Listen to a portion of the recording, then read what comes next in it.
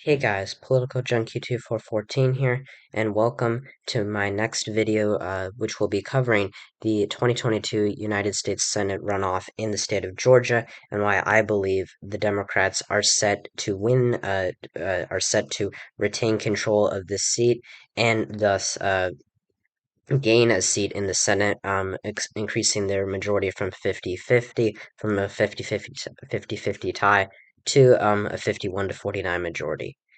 So if you don't, if you're not super, involved or super knowledgeable of politics, you may be wondering, well, why is there a runoff election? Usually elections are one round. Why wasn't this settled? Raphael Warnock, the incumbent Democrat here, clearly won the first round. So why hasn't he already been declared the winner? Or why hasn't, why hasn't this race already been decided?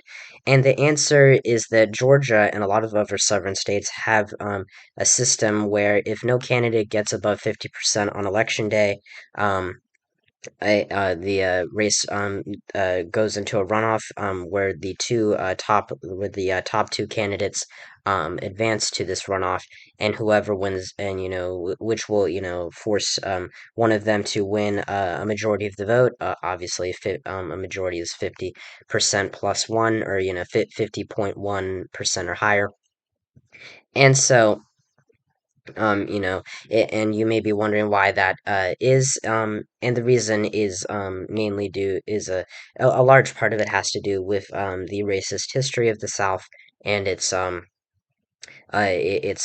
Jim Crow laws that were put in place back in the mid to late 19th century, which disenfranchised blacks from voting. It was this runoff system was mainly designed to basically keep black candidates from taking I don't know if should say it taking advantage, but benefiting from a split in the white candidates vote, because usually there would be one black candidate that would run for a political office, which would get most of the African American vote, and there would be multiple white candidates, and so unless that black candidate reached above 50%, they would be forced into a runoff with a white candidate most likely, and I can imagine how you think that might turn out in the South at that time. But aside from that, this Georgia runoff is not going to be indicative of the Senate. It's actually the Democrats have already won 50 seats in the Senate. They won Nevada, Arizona, Pennsylvania, New Hampshire, Colorado, a lot of those swing states. Although Colorado wasn't, really a swing state this year, and I don't think it really will be in the future. But Georgia advanced to a runoff between incumbent Democrat Raphael Warnock and Republican Herschel Walker. They have, been fighting. They've been fighting for this seat for, over a year now. It's, been a very contentious general election. Herschel Walker's had a lot of scandals come out about him, and he, and Georgia polling, I would say, is one of the most accurate. Georgia's one of the states where polling is the most accurate in the nation. Now, does that mean that it can't be wrong? No, it can absolutely be wrong, and in fact, it was technically wrong. While all of the polling averages from political sources like RCP, Real Clear Politics, and 538 had Herschel Walker winning had Herschel Walker or Raphael Warnock winning over 50% of the vote. Um, which means that they correctly predicted it would go to a runoff.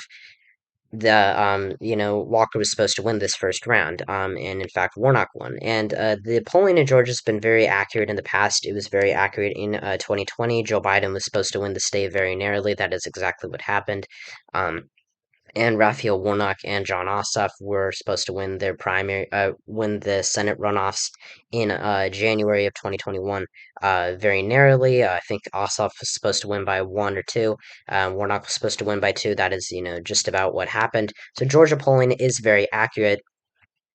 And so it really gives us a good picture of what happens. But because the Senate majority is not on the line in this runoff, there's been a lot less polling than the general election or even the Senate runoffs. We only have two polls so far.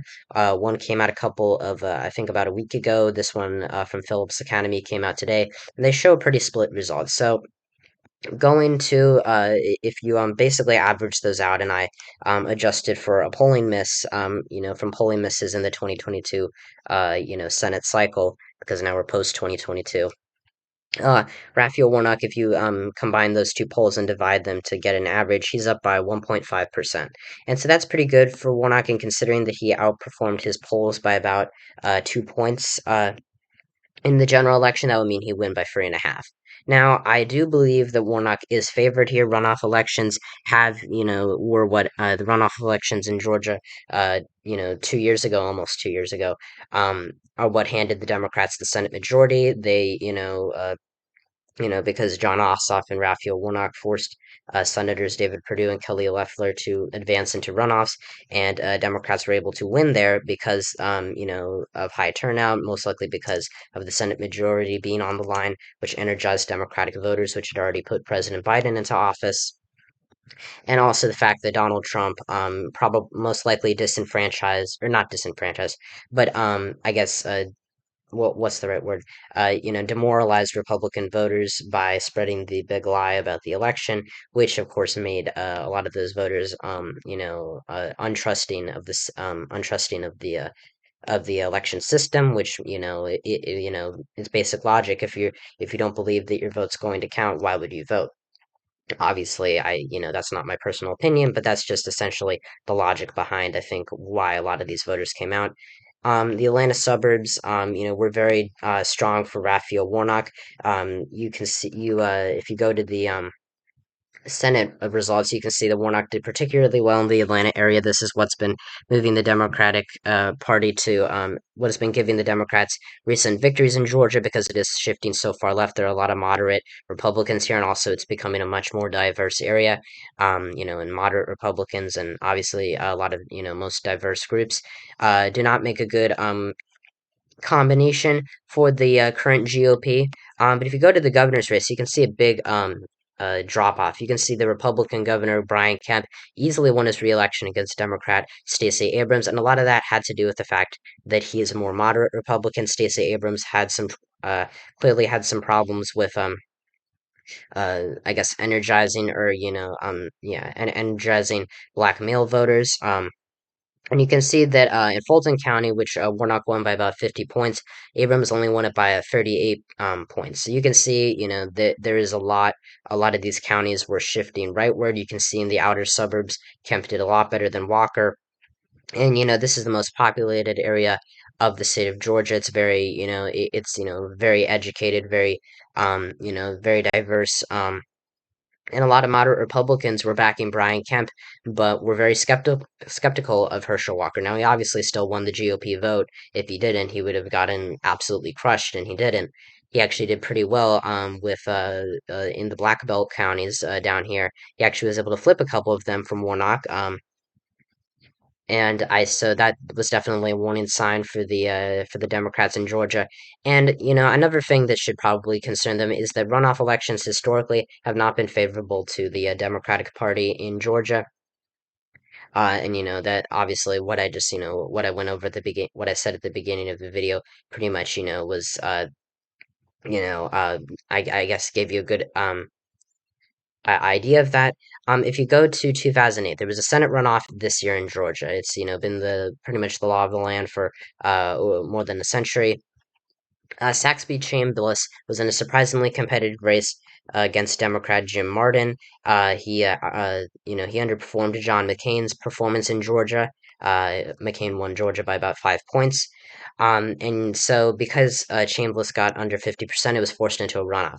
But despite Democrats doing super, super well across all of the country, and this potentially being the state that would have given them a 60th seat in the Senate, the runoff election was actually very, very was there was a lot there was a severely decreased turnout among Democratic voters, and Chambliss ended up winning handily, almost by a safe margin. So on the surface, that would make you think, well, why do you think that Warnock's favored? And that's obviously, and the reason why I think he's favored is because why Warnock is favored is because Democrats are going to be super are going to be more in more enthusiastic about voting in this runoff election than Republicans will be. They just suffered a pretty abysmal midterm showing, considering that a lot of them were expecting it to be a red wave. Herschel Walker's definitely got a lot of scandals, though I've heard some about Warnock as well. I won't get into my personal opinion on that. And as you can see, one of the things that I think a lot of people don't talk enough about is the fact that a lot of the polls that show Herschel Walker leading show him doing pretty well with the black vote. Which does not necessarily make sense, even though he is a black Republican. Republican or not, or black or not, Republicans don't usually do too well with the African American vote. And if you look in this poll, it's not Walker's not doing particularly well with black voters, but he's getting about 14% of the vote. I think that's a little too high. I'd put it around more of a 10% margin of victory, or 10%, 10% of the black. I think he'd get around 10% of the black vote. And there has been, what ended up happening actually this week, I think it was actually on Saturday, was that early voting started in the state of Georgia. What was allowed to start in the state of Georgia, the Georgia Supreme Court, not the Supreme Court, but I believe the Secretary of State, Brad Raffensperger, who's a very controversial figure. You may have heard of him, probably have if you're super involved in or super interested in politics. He said that he basically made a statement suggesting that um early voting would be delayed until after the Thanksgiving holiday. But the Georgia Supreme Court but Democratic aligned groups sued and the case went all the way up to the Georgia Supreme Court, which struck down which basically said that early voting would be allowed to start last Saturday, and so that is exactly what's happened. There's been a boom in a Georgia poll in a early voting as of late in Georgia. Of course, it's about the runoff is about a week away.